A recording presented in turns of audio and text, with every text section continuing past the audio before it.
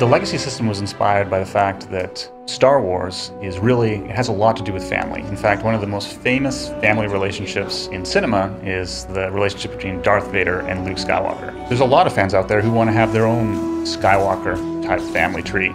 And the ability to create your own last name and to create essentially your own family dynamic, I think is going to appeal to a lot of players. No one's really ever done a system where your characters have these ties. People sometimes like to imagine that their characters are related to each other, but it's been a part of our design to actually really make that official since the very early stages of the game. In our system, you can actually build sort of that relationship tree and say, hey, this guy was the parent to this guy, and this guy was the brother to this guy, and this guy was the ally to this guy. And sort of get a map of how your legacy all relates to each other. There is a ton of content that you're not going to see on a single character, with different things that are coming everywhere from the flashpoints, the 8 different storylines, and all the different information, and the legacy is a way to tie everything together. A big part of what we're doing at Legacy is making it easier and more convenient to play your next character and the character after that. Because you've already spent this time with your main character, maybe there are some things that your next character learned from his father or from his mother that make your journey through the world easier the next time.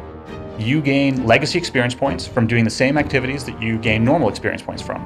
And those legacy experience points gain you legacy levels. As you go up in legacy levels, you unlock new abilities, you gain the ability to purchase other abilities, and these abilities change how you can play the game. Getting social points in the legacy system will now give you roleplay emote packages. So we went through the entire game and we found every great piece we had, and then we created some new ones. One of the things that we wanted the legacy system to do was have a little bit there for all the different type of players. And role-playing is no different. One of the most exciting things we're doing is species unlocks, which allow you, if you take a character to level 50 with a given species, then you'll be able to roll your next character as that species. So if you take a Sith Pureblood to level 50, you'll actually be able to roll a Sith Pureblood Smuggler or Jedi Knight, because your father was a Sith, and so even though your character's on the Republic side, he's a Sith Pureblood. We're doing that for every race and class combination. If you hit certain benchmarks in your class player story, we're going to give you unlocks that, for example, might allow you to, I don't know, force choke somebody while you're playing an agent.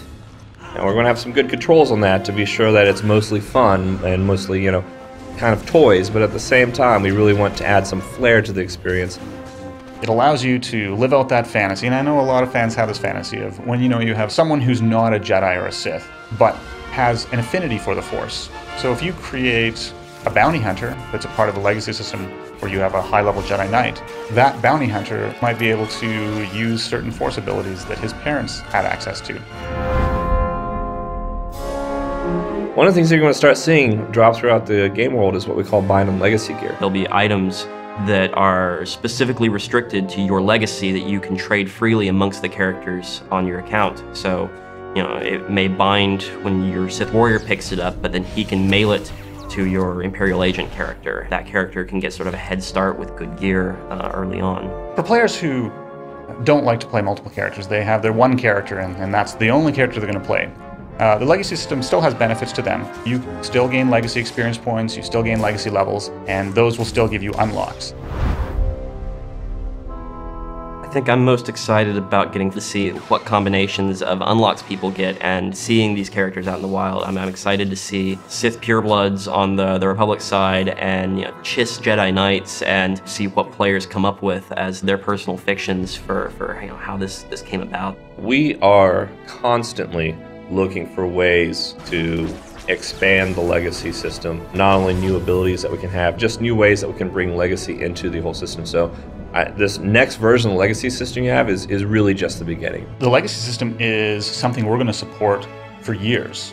We have a team that's entirely focused on continuing to add new abilities, new perks, and some other secret stuff I can't really give details about right now.